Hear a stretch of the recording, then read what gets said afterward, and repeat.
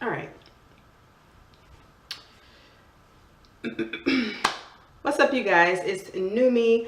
I am back in the same space, leaning on the door like this, so my posture is horrible. But anyway, I wanted to get on here quickly because, as promised, I wanted to show you guys what I tend to do during the semester, what has worked for me as far as what I do to prepare with my studies and how I study. I ended up going to, because I didn't bring anything with me here to my mom's house, so I didn't have any of my notebooks or anything, so I could show you what I did during term 1. But I went and purchased my notebooks for term 2, so then I can just kind of show you what I do and talk about it. And it's very simple. It's not going to be a very long video. But what I tend to do as far as preparing for tests and how I study, I basically get these 5-star notebooks, and this is not advertisement or anything, but I'm just telling you what I do. So I get these 5-star 5-subject notebooks, and basically we have 3 modules per term. At least we had 3 modules for term 1, and I think we have 3 modules for term 2. I'm not quite sure for term 3 how that's going because I haven't looked, but so far we've had 3 modules per term. So what I figured that worked for me is, oh, sorry about the noise. What I figured it worked for me is I have to take notes on all of the PowerPoints, on all the lectures. I take my own notes and I make things in a way that I can understand them. So for each module, I have dedicated a 5-star notebook to that particular module, and I can always go back to that and look at those notes prior to the test. So, you know, you get these PowerPoints per lecture, and I don't know, sometimes it will have, 100 slides on the PowerPoint. And so what I tend to do is I will label each page, whatever lecture it is, and I will condense that lecture down to front and back of 1 page. So I take out what I feel is the most important.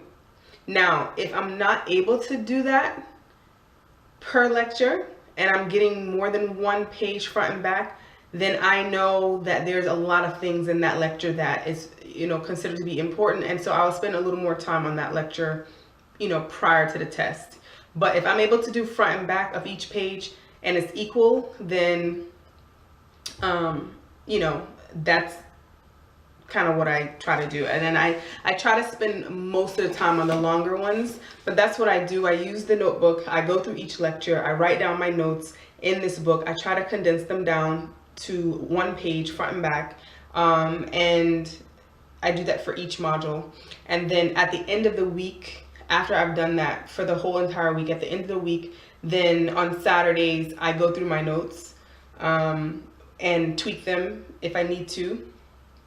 And I do that every single week up until the test. And we were having tests like every 3 weeks. So that's kind of what I do. So I have a black one, and you can choose whatever color if it's something that you want to work, you know, want to try for yourself. And then I have like another color, green. I don't really care about the colors, but I don't get the same color so that I'm not confused of which one I'm doing. And so I have 3 different colors for 3 different modules. I typically write in black, and then anything important I circle in a different color.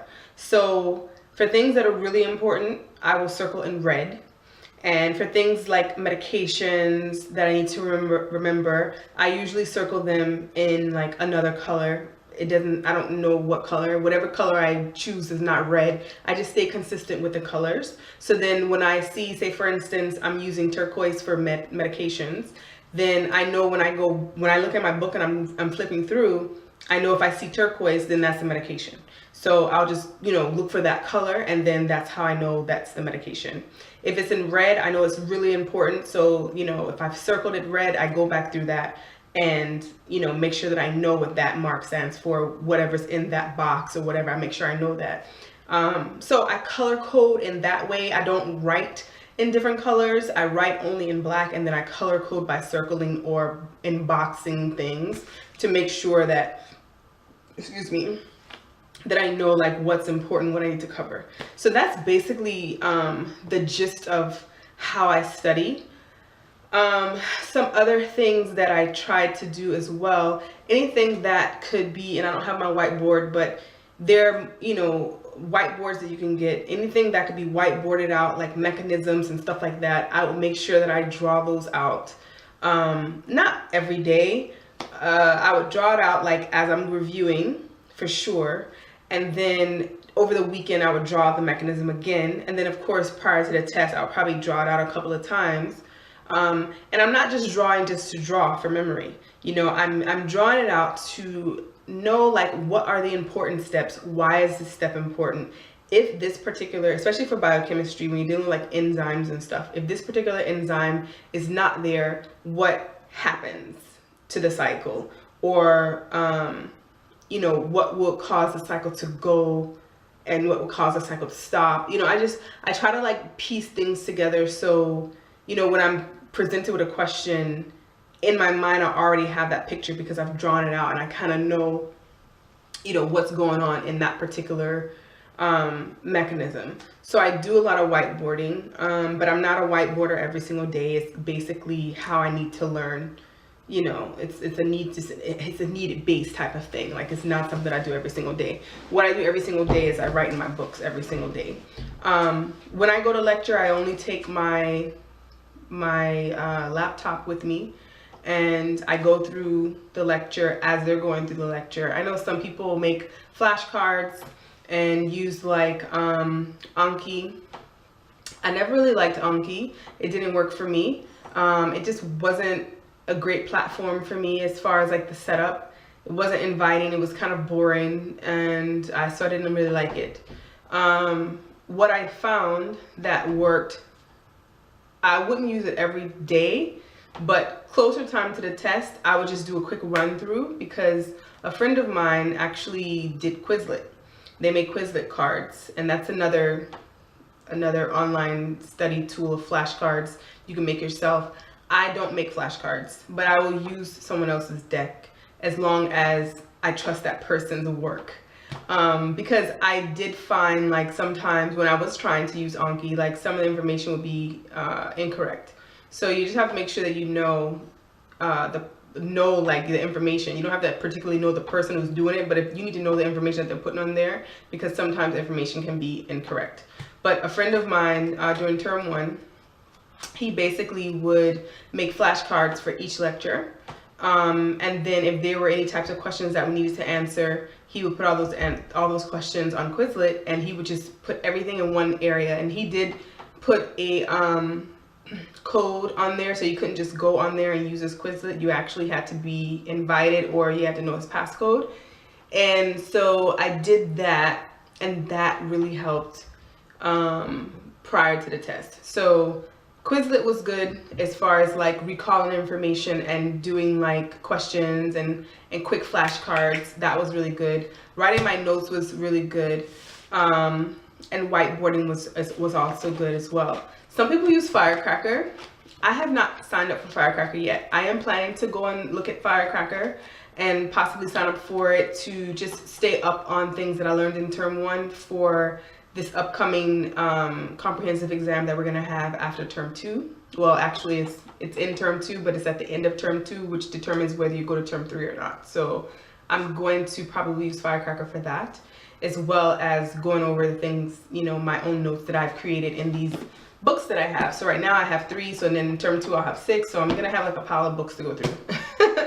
But so those are the 3 things that I particularly did that I felt that was very, very helpful. I also utilized DES, which is Department of Educational Services. I went to sessions every week, and usually I would go on Sundays. I would spend like 4 hours on subjects or topics that I needed to make sure that I covered and had a better understanding with.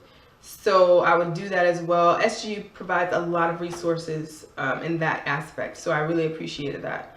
That's basically it. I just feel the more you're exposed to the material, the better you'll get it, and the better you'll be prepared for the test.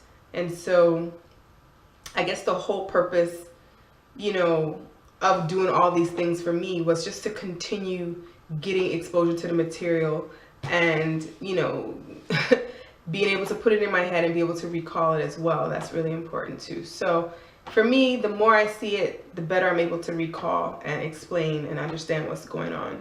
So you have to find what kind of works for you. This is what worked for me. But if you guys have any questions and, you know, concerns or anything, you guys can always leave them down below. But this is just what worked for me.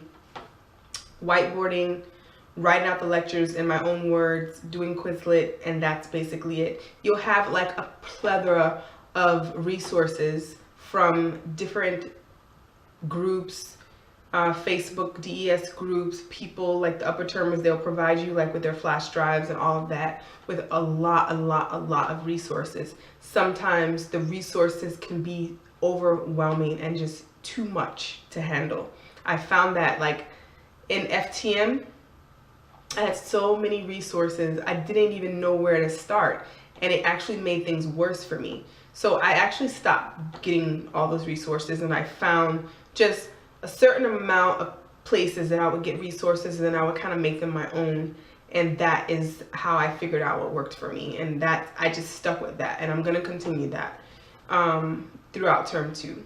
So that's basically it. You know, find your niche. If you need help, there's always someone out there that can help you find your niche. Especially if you're going to SGU, they have learning strategists there that can help you determine what is a good path for you to take as far as studying, and what you should try to do if you get stuck and you don't know where to go.